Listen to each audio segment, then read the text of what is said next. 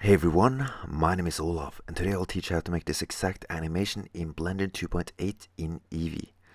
As always, it's going to be quick and easy, so let's get started. And before we start, make sure to download the latest version of Blender 2.8, link in the description. Okay, so click X to delete the default cube, then click Add, and then Mesh, and then add a UV sphere. And click S to scale up the UV sphere, left click to confirm the scale, and then let's click numpad 1 for the front view, and then numpad 5 to get the orthographic view as well. And then let's go into wireframe view, and then let's go into edit mode, and click A 2 times to deselect everything, and then click B to box select, and then click X, then vertices to delete the upper part of the sphere. And then click B to box select and select the two lower rows of the sphere. And then click S, set, then 0 to make the lower part completely flat, so that it can stand on a flat surface. Okay, so now we have the basic shape of a bowl, so let's go back to object mode and start adding some modifiers. So object mode, and let's go back to solid view, and then click S, then shift set to scale the object only on the X and Y axis to make it wider or to increase the radius. Okay, and then let's go into the modifiers, and then click add modifier, and then let's add the solidify modifier to add some thickness to the object, and then let's set the thickness to 0.05, and then apply the modifier. Okay, and then let's add the subdivision surface modifier to add some additional vertices. So let's set the view and the render to 3. And then click apply to apply the modifier. And let's also add some smooth shading to the object. So go to object, and then click shade smooth. Okay, so now we need to add the next object, which is the cloth. So let's add a plane, click Shift A, and then go to Mesh, and then click Plane. Then click S to scale, and left click to confirm the scale, and let's scale it up even more, so click S to scale once again. And to grab it, you need to click G, then set to grab it on the Z axis. And left click to confirm, and then click G, then X to grab the object on the X axis. And because we're going to make a cloth animation, we need to subdivide the plane to get some additional vertices to simulate. So let's go into edit mode, and then click W to subdivide, and then click W once again and subdivide again, and repeat this probably maybe 8 or 7 times until you have a lot of vertices on your plane. And now we need to select some vertices to control the rest of the plane, as you saw in the final animation. So hold in Shift and select multiple vertices. So maybe 5 on each side. So let's go to the other side and select around 5 vertices here as well. And then we need to go into the vertex group settings and add this as a group. So vertex groups, and then plus, and then assign these vertices to the group. And then we can go back to object mode and get into the simulation settings for the cloth. Physics, then enable cloth, and then let's set the quality steps to 10. And let's also scroll down to shape. And let's set the pin group to the group we just added, which are the 10 vertices. And then set the quality to 5 for the collision. And let's enable self-collision as well, so that the cloth can collide with itself. Okay, so now we have all of the cloth settings set up, so let's play the animation and see what it looks like. And as you can see, the cloth is moving, except of course those 10 vertices in the pinned group. And I think we might need to go to the first frame and then grab the cloth on the z-axis, which looks a little bit better. And let's add an armature to control the cloth. So go to the armature and then single bone. And then you need to click G to grab the bone.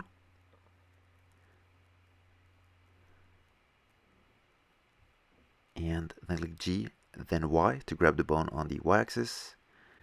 And then move the bone to the corner of the plane.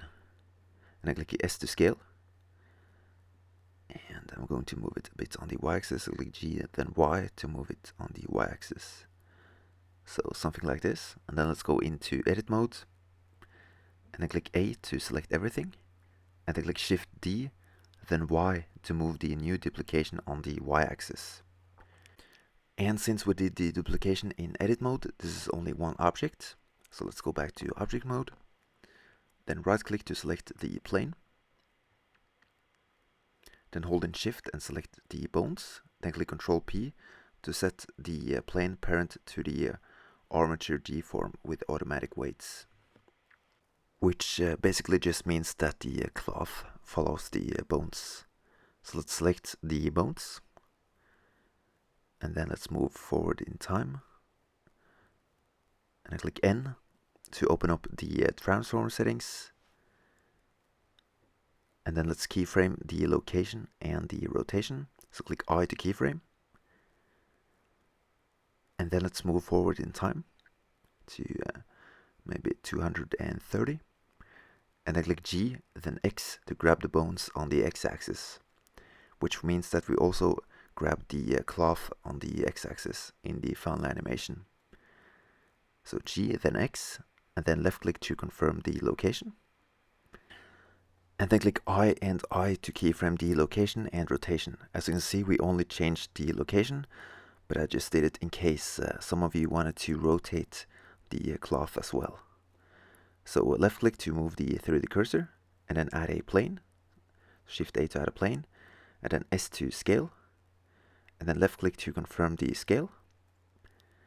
And let's make our first save before we continue in case Blender crashes. So just give it a name and then save it wherever you want on the computer, and then click enter to save the blend file. Okay, so let's enable collision for the floor so that the cloth crashes with the floor, and then select the bowl as well. Right click to select, and then add some collision physics to the bowl.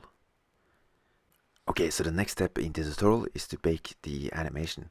So let's select the cloth, and then go down to cache, and then click bake. And after maybe 30 minutes of baking, you will have the whole animation, and you will have the position of the cloth and the movement of the cloth for each frame calculated, which is very useful later on. So as you can see, when we move on the timeline, we have the cloth animation. Okay, so now it's time to go to the next step, which is to add colors, materials, and then at the end render the animation. Okay, so as you can see, the cloth is still a little bit low poly, so we need to add some additional modifiers. So let's go into the modifiers, add modifier, and add a subdivision surface modifier. And let's also add some smooth shading, so shade smooth. And then let's create a second file, so click file and then save as, and let's click on the plus icon and then save as blend file. Okay, so let's set up the lighting. So right click to select the lamp, and then go into the settings and change it into a sun, and then switch to rendered view. So let's rotate the sun. So click G to grab and R to rotate. When you choose the rotation for the sun, it's also useful to move on the timeline to see what it looks like in different frames. So let's just move to the middle, for example, and I think I'm going to grab it, and then R, then Z to rotate the sun on the Z-axis. I think it looks better when the sun brights up the upper part of the cloth during the animation. Okay, so let's go into the world settings and click Use Nodes, and then go into Environment Texture, and then click Open. And you can download one of these HDRI images in the link below for free. So I'm going to choose the Chelsea Stairs. So we will use that image as the background image, and then open the image. And then you need to click numpad 5 to make the background work, because we have the orthographic view, which we need to disable. And let's select the floor, right click to select, so that we can add the first material. So go to the material, click new, and then change the material to a glossy material. And then set the roughness to 0 and make the color black. Okay. And then let's go into the render settings and change the viewport samples to 64 and turn on screen space reflections as well as refraction. And then next, let's select the ball. So right click to select, and then go into the materials, new material, and change the shader to a glossy shader. Now at this point of the tutorial, you have a lot of freedom to choose whatever color or material you want to choose. So just experiment with the colors, the roughness, and the shaders. So as you saw in the final animation, I ended up with a brass type color for the bowl and a blue cloth. So let's give it the brass color. And then right click to select the cloth, and then set it to a velvet shader. Let's set the sigma value to 0 and make the cloth blue. So something like this. And you can also hide the overlay so that you can't see the axis and other information on the viewport. Okay, and I think I might need to change the color to be a little bit brighter, so something like this. And then let's create a new save. So go up to File, and then click Save As, and then the plus icon, and then Save as Blender file. Okay, so let's go back to Rendered View, and then let's set up the camera. So click numpad 0 to see through the camera, then lock the camera to view. Whenever I render an animation, I always try to make sure that everything is within the frame of the camera throughout the whole animation. So let's move on the timeline and make sure it is. So we need to go a little bit backwards, and I think it looks better now. But we also need to increase the range of the camera.